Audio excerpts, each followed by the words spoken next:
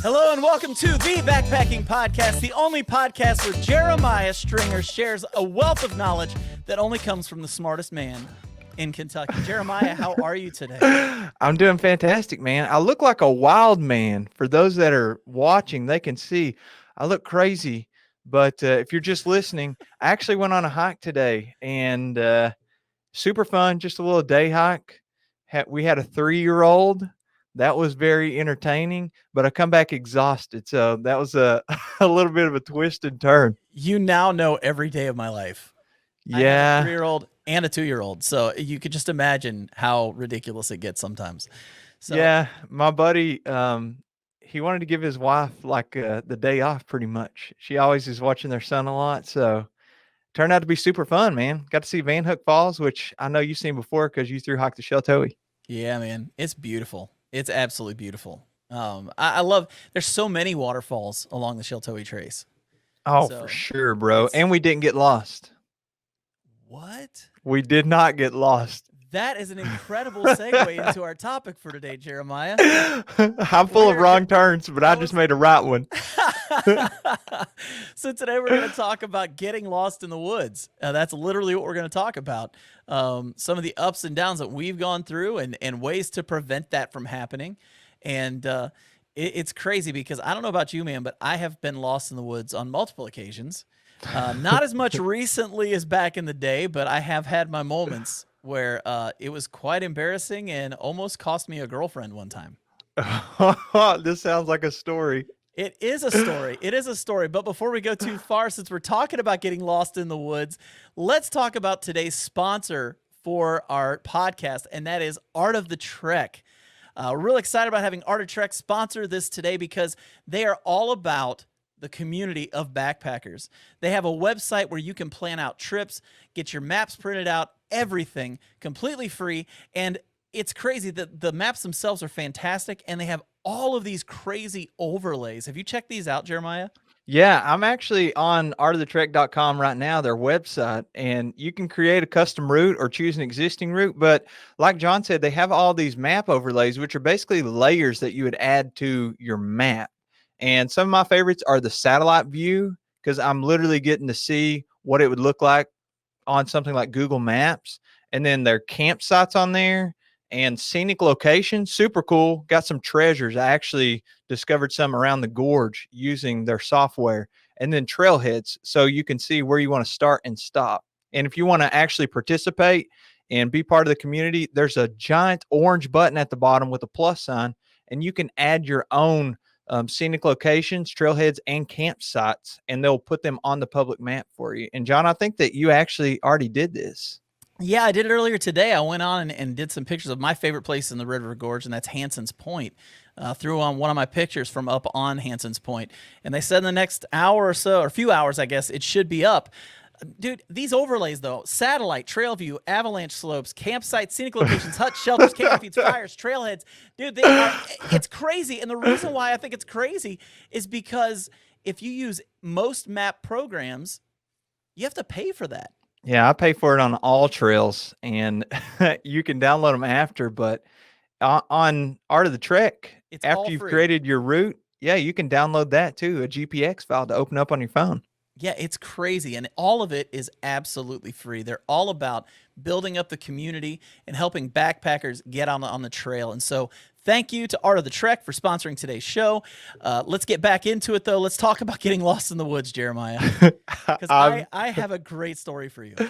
Okay, is this about the girlfriend or This is about the ex-girlfriend? girlfriend. This is definitely ex-girlfriend, like way ex, like 20 years ago ex, Okay. because I'm old as dirt. So here's here's the situation. She was big into hiking and being outdoors. I like watching movies, eating at restaurants, video games. Yeah, Like those are watching different football. hobbies. These are not the same thing, And so I was not really into outdoors at the time, the outdoors, I should say. And so I'd never been on a hike in my life, not one. And so I decided I would take her out to Greenbow Lake in eastern Kentucky, and we'd go for a hike. It was near the college I was attending. And so we went to Greenbow Lake, and we decided to go for this hike. I was going to impress her. It was only like 3 miles out and 3 miles back, so it wasn't like horribly long, but it was good. We didn't take any water because it was going to be a shorter hike, and it was fall, so like it's not that hot. But it was like 85, and so we didn't take any water. We were both wearing tennis shoes. I think. I don't think either one of us was wearing like hiking boots or shoes, Yeah. and so we hike out and we keep hiking. We keep hiking. And I start looking at my watch. It's been several hours. I'm like, what is going on? Oh, that should have taken like 3 hours max, probably. Yeah. We hiked 12 miles that day. Oh my gosh. We had no water. And we had been dating before and had broken up. And so I was trying to get her back. John out here winning hearts hiking. And so we hiked the 12 miles, and we got back. There was a water fountain, and even though I needed that water badly, she could drink it till the end of the day if she wanted to by the time we got there, because I was so embarrassed and felt stupid. Oh, We just kept hiking. I thought what happened? I don't know. To this day, I have no idea. Like I've not been back to Greenbow Lake in over 20 years because I just have a hard. I can't imagine going back. There's just too many harsh memories, man. You're traumatized, dude. I am forever, completely traumatized. So, long story short, we came back. We were completely famished, but I ended up dating her again. She did not leave me over that. So that was, true love won that day, at least for a year or so. So, You didn't marry her? no. I married the woman I'm supposed to marry. So I'm very happy with where I am right now. But yeah, that was the first time I'd ever been hiking, and it was supposed to be like 3 to 6 miles, something like that, and I ended up hiking 12. Bro, what a terrible first hiking experience. It was horrible. I didn't know what I was doing. I didn't have any maps. I just assumed it's a trail. It'll tell you where to go. That didn't happen. I've never been like legitimately lost while hiking and backpacking. I have definitely taken a number of wrong turns. I'll tell you here in a second about actually being lost while in the woods. But one time, me and Bridget, my wife, and another couple that we're friends with, Kristen and Kevin, we decided to go to Red River Gorge because that's where we met. And we were like, oh, let's do like a rendezvous, And we went there and hiked, and then I was kind of in charge of navigating. I have no idea why. They must have never met me before. And so, hey, dude, you're better than Dan Becker. Yeah, That's is all true. I'm gonna say. I love Dan, but if you're gonna get lost, go with Dan. Navigationally challenged, they call it. You notice he usually goes on trips where somebody else is in charge. Like, he's not stupid. Yeah. Well, I should have left somebody else in charge because there at some point we were supposed to make a left, and I just kept going straight. And once we started going uphill, I knew we were going the wrong way. And we walked for like a mile. I think that we crossed a creek the wrong way or something. We're supposed to follow the creek, but we crossed it and make a left there. Bro, we walked like all the way up, like you're going to Chimney Top Rock, which I don't know if everybody knows where that is, but we're having to walk uphill, and where we wanted to go was definitely not uphill. And Bridget, she was so exhausted. We had been backpacking for multiple days at this point, or this is maybe day 2 or maybe day 3 we were stopping. And she was so exhausted. We had got poured on the entire previous day. Pretty much like had to set up the tents in puddles. And I was like, Bridget, I got some bad news. We had definitely taken a wrong turn. And she just sat down and just broke down. And yes, I felt so terrible. I still feel bad about it. And she just sitting there. And I was like, let's just stop for a few minutes, drink some water, eat something, recover, and I'll make sure that we're going the right way. And yeah, I'm still married to her, so it turned out okay. She doesn't go on a lot of trips with me. Yeah, that's great. I'll tell you about actually being lost in the woods, like lost. Yeah. It didn't last too long, because I think one of the best things that you can do whenever you do get lost is to keep your head about you. Like, the worst thing you can do is panic. Right. So um, I think I mentioned before on one of the episodes about taking these trips to land between the lakes in Kentucky. And on one of these trips, I was squirrel hunting, and I was actually squirrel hunting with a buddy, but we were driving separate. So I got the bright idea of, hey, I didn't do too well on the way. Like we had hunted, he done much better than me. So I guess pride got a little bit in the way.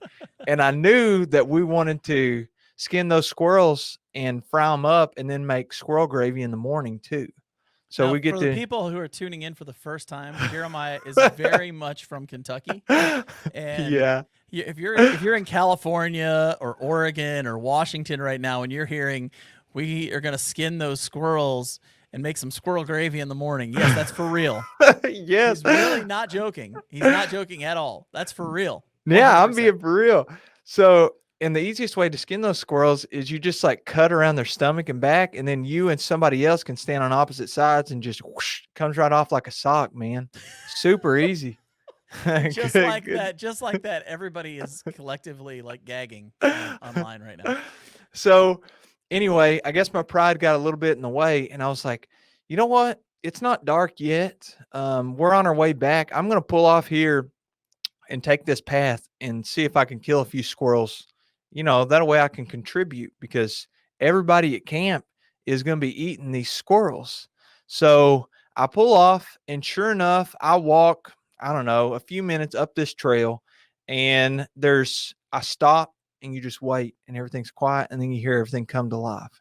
And you hear the squirrels, chalking at you and chatter and stuff. So I see three of them, and I shoot all three. And then I put my water bottle down. Yeah, I had a pump action shotgun. Dang, Steven So Seagal. I didn't shoot them all in the same shot. Typically, whenever you shoot, like if you just wait a minute, the squirrels will freeze whenever they hear the gunshot. And then that gives you enough time to reload. And then if you wait for a minute, they're like, oh, I guess nothing happened, even though their buddy's dead. And so I know because you shoot them, Wow. they just fall out of the tree onto the ground. Then you can go pick them up, I hope which PETA was doesn't the listen to issue. this one. Who, PETA? I hope PETA doesn't listen to this episode. Yeah, I know. We're definitely not getting sponsored by PETA. That's for sure. So I shoot the squirrels, and then I go to pick them up, and I put my water bottle down, and then there's some empty shotgun shells, obviously where I just shot. So I go to look, and um, I find two of the squirrels, and I look for like 5 minutes all over the ground. And squirrels are very, very well camouflaged. And I can't find this third squirrel anywhere. And I'm like, well, unfortunately, I guess that I'm not eating this squirrel. I guess some coyote or something like that's going to be eating it, or it's going to rot and fertilize the ground. So I took the squirrels. I was wearing cargo pants, stuck them in my pockets. And then I looked around, and I was like, oh, where's the trail? Yeah, because you got to think, dude, I was looking around Oh, for this man. squirrel on the ground everywhere and couldn't find it. Crawling over logs, looking around, trying to see where it fell. And then I was like, oh, man, I can't find the trail. Although I did know that my water bottle and those shells had to be laying there. So I know that I have to go back there, pick up those shells. I don't want to just leave them, and pick up my water bottle and walk back to the truck. So here's what I did to keep my head about me. First thing I did was check and see if I had cell phone service. No cell phone service. Because if I had cell phone service, I was just going to call one of my friends that are at the campsite. And that campsite is like a 5 minute drive from where I parked my truck. And I was just going to call them and say, hey, come to where my truck is and walk this trail and just yell. And when I hear you, I'll yell back. And then I can just come to where you are. Right. Well, no cell phone service. And this wasn't like super recent. This was when I was in college, which has been a while. So I'm using like an old phone. It's not like iPhone now where I can just go to an app and see where I am. Right. And I didn't have cell phone service. There's no GPS where I can see where to go. And so I'm like, okay, I need a base camp. I don't want to spend the night out here. And I know the trail has to be somewhere around where I'm at right now. So the way I picked my base camp was there's this gigantic tree right where I was standing. And I was like, I'm going to let that tree be my base camp. And then I kept walking out like bicycle spokes in different directions, I don't know, walk out till I could hardly see the tree and then walk back. And I Yeah. knew I'd bump into the trail. And then finally I did. And I happened to, out of the corner of my eye, see like my water bottle laying there. And I was like, oh, thank you, God. How long? So How long did that take? I don't know. It seemed like forever. It probably took 10 minutes. The whole sequence of events probably took 15, 20 minutes. But to me, it felt like an eternity I was gonna say it because, probably felt like 2 or 3 hours. yes, there's somebody at our camp. One of my buddy's cousins that I was gone with, he was just telling us the night before about him. He was out deer hunting and then it got dark and he thought that he knew where to go back to his truck at because you like leave your deer stand and you come back the next morning and hunt more. So he starts walking out to his truck and then he walks in the wrong direction, I guess. And he walked for hours and hours. And finally, like Man, at some point, somebody picked him up on a road. He found a road and they're like, you're way far away from where you had been. So I was already paranoid. I'm thinking in my mind, I can't turn out like him. I right, need to get back to my truck and right. self rescue. That's incredible, man. Well, that's that's lost. dude, I'll tell you, there's nothing worse than being lost either. Like it's the most helpless feeling in the world, especially when you're alone and you're the only person you can depend on to find your way back. I think there are three really good ways to prevent getting lost when you're in the woods, and I'm gonna add a fourth one at the end, and let me see what you think about these three ways. Okay. The first one is get a map and a compass.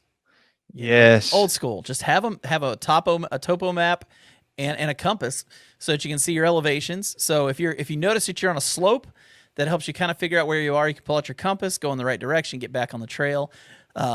People who know how to use a map and a compass rarely ever get lost for long. You remind me, dude. I want to come back. I want to hear all your points, but I definitely want to come back to that one too.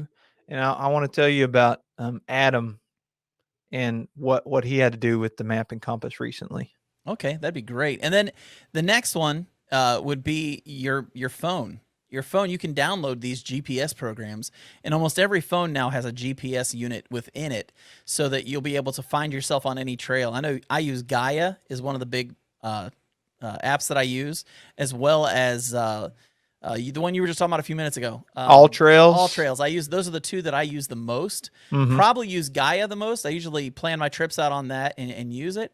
And what's great is we were checking out Art of the Trek. Even if you use that, you can create a GPX file that you can upload into Gaia so that your trail's there, which is nice. Yeah, I did that. I downloaded a file, a GPX file from Art of the Trek onto Gaia and was checking out, and it basically shows up like a highlighted line for that trail. It works out perfect. Yeah, and it's so those kinds of apps are out there. You've got other ones. I think REI has one. It's called the Hiking Project. The Hiking Project. Yep, you can Mm-hmm. use that one. There's Topo Maps, which is another one. There's just a bunch of them out there that you can use, and they're a great option. And honestly, these days they're just about as dependable as anything you're going to use. The only thing you have to worry about is if it rains and your phone gets destroyed by the rain and the water, or if your battery's not charged. There's some downfalls to that using the phone, but the phone is a great option for people going out and getting on the trail. A third option is a GPS unit, like one of the Garmin units where you can have the map right there on your screen, where you can leave waypoints along the way so people can see where you've been. Great options there. I think those are all three great ways, but the best way to not get lost on a trail is make sure you go on a trip with somebody who's been there before and they're the ones leading the trip. I can't think of a better way to protect yourself going out on a trail than to be out there with somebody who knows what they're doing. When I was in Alabama just a week or two ago, man, had I not had Crow along with me, dude, I would have never known we were going for some of this, because there were places along the trail where there was a hurricane that had come through and blown down a lot of trees. And so there were places where you couldn't find the trail, but he knew where to go, so we didn't get lost. And so having somebody who understands that trail network is really vital. Like Jason Wall, you talk about somebody who's good to have on a trail with you. Yeah, backpacking with Jason, He's got a YouTube channel. Mr. If y'all Backpacking with Jason, sir. Mr. Backpacking with Gotta get Jason, that sir. right. Stick that in his comments if you do watch some of his videos. But Absolutely. backpacking with Jason is like a master of Red River Gorge because he grew up there. And typically, when you grow up, in a set of woods, you learn them super super well. And I think what you're saying is a very powerful tool. I do know that some people comment on my videos and they're like, I only go out solo. And that's cool too, because Yeah, John listed a number of other ways. And I think one of the most important things that you can do is plan ahead. Like it's all 100%. about being prepared. And a lot of times backpacking, you have a ton of resources on you. So if you did get lost, you still have like you can make clean water using a filter or drops. You have some food, but the whole thing is to be proactive, like do preventative maintenance so you're not getting lost. So planning ahead, using those resources, like we mentioned a bunch today, Art of the Trek, they sponsored the episode. That's a great resource because you can literally plan exactly the route that you're going to go on, and pairing that with some app, you can see in real time exactly where you are on trail. Well, when you go out backpacking, you're looking at doing survival at its most basic. I mean, you're going out of the woods. You've got to bring everything you need on your back. If you need more water, you got to go to water sources and you got to filter it. If you're going to eat, you've got to have it either in your pack or you're going to go fishing or something to find the food. I've been a big fan of the show Alone. Have you watched that? Yeah, Oh dude. my I'm gosh. pretty much caught up on Alone. Oh, I'm watching Those season 6 right now, and they're down to the final 3 on it. Like I'm up to the final 3 on it. But when you're backpacking, you're not going anything that extreme, right? But you are needing to understand survival. So, like you said, if you're going to go on a trip, you definitely want to be planning this in advance. You don't want to just go out and wing it. That's right. very dangerous if you don't know the trail system well. Someone like Jason Wall Mr. Backpacking with Jason, sir, Jason Wall, he could go out into the woods at the Red River Gorge and just say, I'm going to be out here for a week, and he'll be fine. He'll know his way Yeah. back because he knows those woods like the back of his hand. But for someone like me, who I know them, but I don't know them like that, Mm-hmm. I still have to plan my trips. I still have to have an idea of what I'm going to do, the miles I'm going to do, where I'm going to find water.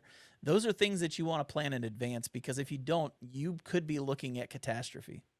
You know, we were talking about, I want to circle back to it, the maps and compass. So, whenever I was, huge surprise here, whenever I was in like grade school and middle school, I participated in something called Science Olympiad, which is basically like a sport, but for nerds. Oh, we had And that. We had that up in Ohio. It was called Odyssey of the Mind. yeah, you do different competitions with different things. One of my Yep. competitions I studied for was topography. Oh, wow. And you basically are studying maps and you're studying geography, you're studying the formations on the maps. And I love looking at topographic maps. And if you don't know what those are, basically you're going to be able to see the elevation changes and some of the features on the map. And for instance, like you'll see these little lines on maps. I'm not trying to give you all a full tutorial here. So this is just the basics. The closer the lines are together on those elevation, those contour lines, the closer they are together, the steeper it's going to be. The farther they are apart, the less Gradual. steep. Yeah, it's going to be a gradual climb, or it could just be flat, and they'll have the elevation on there. So it could tell you actually how many hundreds or thousands of feet up you are. So, what Adam, or Serial Photog, is the name of his channel and Instagram, if y'all want to check him out. He is also on the search and rescue team that does a lot of search and rescue in Red River Gorge. And recently they had a training. You got to do all kinds of training for search and rescue. And he stays really busy at that. And their training was, they took them and dropped them in the middle of the woods, and they didn't tell them where they were at all. You're just somewhere in the general area of the gorge. And they gave them a topographic map and a compass. No GPS, no phone, couldn't use it. And you had to Wow. terrain associate, which is basically what John was talking about earlier. You're picking a high point most of the time. And I'm no expert on this. So take everything I'm saying with a High grain of point or a salt body here. of water. It's usually a high point or a body Yeah. of water are the two things you're looking for. So you look at that and you can compare that to what's on the map and try to kind of triangulate where you're at on that map. And then if you know your cardinal directions, north, south, west, and east, you have the compass in front of you. You can position yourself in the same orientation as the map and figure out what direction you need to go. Yeah, it's a lost art for a lot of people, that's for sure. But I would definitely say if you're really wanting to have an adventure, learn how to use those. And they could I mean they could literally save your life in given situations. I Yeah, know and I would Adam with what he does, I can't imagine how useful that is for him. that would be very difficult to do too. Just be Absolutely. dropped and have no idea where you're at. I'd also add to your list earlier, um, make sure that if you haven't purchased like a paper map, like one of those Nat Geo maps or something like that, you at least print one out online. Most of the time, you can just go on. I don't know if it's National Forest Service or what, but you can just Google the area you're going to be in, and there's going to be an official map by somebody, Yep. whether it's a state map or whatever, that you can just print that off and stick that in a Ziploc bag and take it with you whenever you're going backpacking. And that's a lot of wisdom too. You don't want to. It's one of those things where you are talking life and death if the weather was to shift, or if you live out west, you never know when the next forest fire is going to start. So you've really got to be careful when you're out in the woods, knowing where you're going and what you're doing. I know most of the online apps, you can download your maps, like you said. If you're using Gaia or if you're using All Trails, Art of the Trek, any of those that you're using, you can print the maps out. And when you print those maps out, like you said, have them in a Ziploc bag. If you can laminate them, laminate them. Do something so that if they get wet, they don't get smeared up and messed up. I know a lot of trails. If you go to your local outfitters, you can actually buy laminated maps for a lot of national trails. So it's wise to have those with you so that if all else fails, technology can fail quite easily. And so if Yeah. it does, it's good to have something that's going to help you out. Did I tell you about whenever I was doing my little JMT through hike in Tennessee about my phone crapping out? No. Yeah, this is the only time it's happened to me. I mean, I've had my phone to die and stuff while I'm on trail, and usually what I do is bring like a little battery pack, or if I'm going on a multi-day, I'll bring a larger battery pack. Like I'm going later on this week, and I'll take a 20,000 milliamp hour, which is overkill. And on this particular trip, this was like my first big boy backpacking trip that I had planned myself and that kind of thing. And it was Right. me and my father-in-law. And these were the first videos I put on YouTube. Oh wow. Yes, the Wow. first 6 videos, I think. And we were doing like a 4 or 5 day trip or something like that. And we get to the day before we're going to leave. Well, it turned out to be the day before we were going to leave. We thought we were going to do an extra day, but we just decided to push and get out of there. Right. So the day before we were going to leave, we, I take that back. The day before we were going to leave. So I had to survive multiple days without a screen on my phone. So anyway, I have this iPhone 6S Plus is what it was. Right. And I think that but was the phone that Tim Watson used to do his videos on originally. Am I right about well, that? Was it an iPhone 6 that he used? I think that well, it may have been, but I would not suggest anybody ever buying one of those because I went through 3 of them. Oh And wow. Well, they don't make them anymore, so that's a good thing. yeah, that's true. But on this trip, I had decided that I was going to film everything using this phone. And so I'm filming, and then at one point, there's this line that just comes down the screen.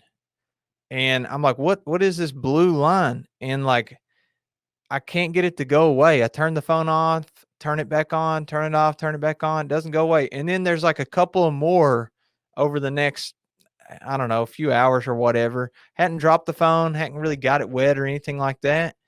And it got to the point where I was laying in my tent watching a UK football game, and I was streaming it because we had service. And as you know, after a football game, they typically will talk to the coaches. Right. or the winning coach or whatever, and they'll Yeah. be, asking about talking points and stuff. Well, I'm watching that, and then the screen just like goes completely whack. You couldn't read anything, and you could Oh only see like no. shadows of what should be there. I was still able to finish filming the trip using the phone because I could see where to press record at. iPhone has a camera button on the screen, Yeah, like a right, right, shortcut. right. Yeah. So even though the screen didn't work, I was still recording everything. That's Survived, great. man. At one point, I even stuck it in a Ziploc bag and called it the poor man's GoPro. And there's some terrible videography work of me using this old selfie camera on the iPhone, shooting through a Ziploc bag. That's Terrible. great. But And, you got to do what you got to do, man. oh yeah, you do. I want to add one more thing before we get done because this is a shorter episode and all, but I want to add one more thing to this. Um, I want to say if you're on trail, don't always trust a blaze. Okay, Oh, that's a good point. don't always trust a blaze. Um, I was hiking the Sheltoy Trace. We've talked about this before, and I remember I was hiking along, and I came out. The trail came out on the road, and there was some road walking I was going to have to do. I looked to the left, I looked to the right, and then I looked back to the left, and I saw a trail blaze for the Sheltoy Trace. So obviously, I walked towards the blaze. It was about maybe a tenth of a mile down the road. I walked for about a mile and realized I haven't seen any other blazes. So I pull out my Gaia app, open it up, take a look, and realize I had hiked a mile in the wrong direction. Somebody had put a blaze there as a joke. And so I actually walked over to it was on a telephone pole. So I walked over to the telephone pole, took the blaze down, and sent a message out to the Sheltoy Trace Association and to the Facebook page and let people know, don't go this way. And went the other way. And honestly, there's a lot of trails that change over years. Uh-huh. And so you'll see old trail markings or trailblazes that are out there that don't work, that aren't true anymore, because trails will reroute and do all those kinds of things. And so you've got to be really careful to just trust trailblazes. They can be very dangerous sometimes if they happen to be older trailblazes. Because I know just the Sheltoy Trace alone has, they're constantly upgrading the trail, getting it off the road, putting it to different places. So the trail is rerouting almost yearly in different places. But those trailblazes don't always come down. So you can get lost real easy thinking you're going the right way and you're not. So Yeah. that map, that compass, that GPX file that you put into a app on your phone, those things are vital. Use all this stuff in concert together because it's the difference between getting completely lost in the woods and knowing where you're going and getting where you're supposed to be. Yeah, those trailblazers, like typically you're passing one of those pretty often, but whenever I was on the long trail, it was there before the Appalachian Trail. And most people know that are like deep into backpacking. Appalachian Trail has this infamous white blaze, which is like a 3 inch, 1 inch, 1.5 inch wide mark, 3 inches long, painted on the tree. Well, the long trail uses the same blaze and they actually coincide. So whenever you get to intersections and stuff like that, you have to pay special attention. Like on the long trail, it's very well marked till you kind of get to the wilderness section. Then it's not as well marked. But, at some point they fork and one goes left, Right. one goes right. And if you're not paying attention, you could be walking on the wrong trail, or in your case, just walking literally in the wrong direction. And if there's Right. one thing I hate, I absolutely can't stand it. I loathe it. What is it, Jeremiah? It is bonus miles for no Oh, reason. I know. I hate it. Oh, I it makes me hate so it. angry. I can't even stand. One time we were through hiking on the long trail, and there was this awesome couple they were parking a camper at one place and taking their car to the next, and then they were backpacking or hiking to the camper. So it may be like 1 or 2 days away. And then once they make it there, they could sleep in the camper, refresh, all the good things that you want to do while you're backpacking. And they picked us up while we were hitchhiking. We were trying to make it into this trail town. Right. And then I love them for picking us up, but they dropped us off. They were like, we can only go this far. And I was like, okay, take us where you can. Thank you just for picking us up. Well, we were a mile outside of town And I was like, oh, And then you got another mile to hike. on the road. Yeah. Oh, At that's the least worst. there's I hate road hiking. well, sometimes it's an okay break, but whenever you've like been in the woods for 4 days and you're wanting like a Yeah. good burger and a shower and something, do That your feels like laundry. 10 miles. That feels like 10 miles. I stood there for probably 25 minutes trying to hitch this mile. And I literally could walk there twice in the time that I stood there hitching. And then once Oh it starts man. getting close to dark, you're not getting a hitch typically. No. So we had to walk my trail family and I had to walk the mile into town. And I was angry every minute of it. And then we So got you're there. just stewing as you're walking down the road. I wish they could have dropped us off a little. Nobody will stop and pick us up. What's the deal with this town? Why are all these? We got passed by, I don't mean to call out Subaru drivers, but we got passed by so many Subaru drivers. And I was like, I thought Subaru drivers are the people that were supposed to pick you up. Like Right? They're the if you, outdoorsy people, right? right. But Yeah. we got passed by more Subarus than any other vehicle. Probably not, but that was my take on it. But we made it to the town and we did Oh our yeah. laundry and stuff. I still didn't get to shower, so that sucked. I've But I've done the bonus mile thing. I remember we were supposed to hike a 13-mile day. Gosh, it was like in the fall of 2018, and I ended up hiking 19 that day. 13 was good by itself. Yeah, I ended up hiking 19 miles that day. I remember that was at that point that was the longest I had hiked in one day. And at the end of that day I had a really nice heel blister. Waiting Oh, at how me. did We were hiking from the north end of the Sheltowee Trace, the very, very, very not the Sheltowee Trace, the Red River Gorge. uh Um, and it technically it's not even the Red River Gorge yet. It's part of the Sheltowee Trace, and you hike into the gorge, and then you hike through the gorge all the way to Miguel's. That's what we were doing that day. Sure. And yeah, so it was only supposed to be like 12, 13 miles. I think I ended up hiking 19 that day. Oh, that is Yeah. beast, Had dude. a buddy who broke his foot 7 miles in. And he hiked the 19? No. We had to stop. I had to keep going back and checking on him because he'd get behind quite a bit. And so I was doing a lot of forward and back to make sure he was okay because he just couldn't keep up. And I think he was kind of annoyed if we hiked slow with him because he was embarrassed that he broke his foot. So Embarrassed that he broke right, his foot. right. He was wanting to muscle through because I don't want to stop what I can. I want to Wait. finish what I started. And How it was does just like, how does one break their foot? What happened? well, we were hiking. The section we were hiking through, we had to hike on this like old country road. It was like an old dirt road that nobody drives on anymore. It's probably used for hunting now, and that's it. Mhm. And he had stepped on a rock and it turned his foot sideways. Oh, And he didn't see it. Turned his foot sideways, broke his foot. There was a bone sticking out the side. It was really awesome. I mean, Wait. it didn't go through the skin, but you could see where it was poking out. Like, oh, so it was did pretty he bad. immediately? Did y'all immediately stop and evaluate, or was he? We Did didn't y'all even know? He was behind us for a while, and we just assumed he took his time, and because he's kind of an easygoing dude, and so we just kind of assumed he was taking his time and whatever. But we stop, and my buddy Flash had a hot spot on his foot, so he was putting a moleskin on, trying to take care of that. And then here comes my buddy Julio coming down the trail real slow. He sits down next to me, and this is literally what he says. He looks at me with a smile on his face. He goes, "Brother, I think I broke my foot." And he's from Jersey, so it's like he's Puerto Rican and he's from Jersey, and so he says, "Brother, I think I broke my foot." And so we looked at his foot, and yeah, it was definitely broken. And so we're like, "Dude, we got to get off the trail." He goes, "No, I want to finish what I started."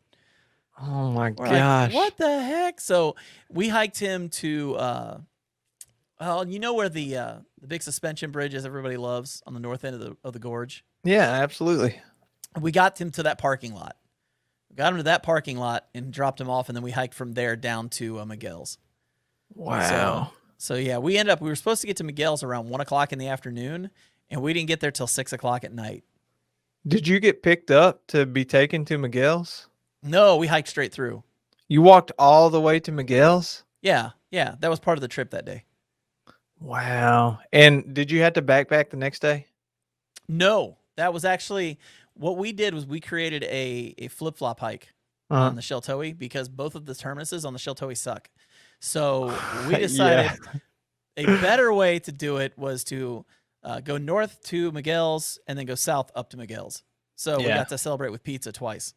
So Yeah. Finish there. yeah, it's a great way to do it. But yeah, that's what we did. And how did it feel to walk the next day? Oh, my feet were killing me. It was mostly that one blister, man. That thing was brutal. I mean, I think it was probably a half inch off the back of my heel at the end of the day. It was bad. It was really bad. Dude, we were trying to do as many 20-mile days as possible. Forgive me, listeners, if you've heard about this before, but I'm going to say real quick again. We were trying to do as many 20-mile days as possible whenever we were doing the long trail, because once it splits off from the AT after like the first 100 miles, then it gets a lot more rough and you can't go as fast. Right. So we strung a few of these 20-mile days in a week, and like it was beating me up pretty bad. And I literally had to take 2 zeros in a row and like could hardly walk. I remember walking, we took this bus into this town in Vermont, and I wasn't wearing my trail runners. I was just wearing my camp shoes, which were those 99-cent flip-flops from Walmart. Oh yeah. And I was walking around town in those, and my ankle and shin were swelled up so bad. I had been icing them. I just been sitting.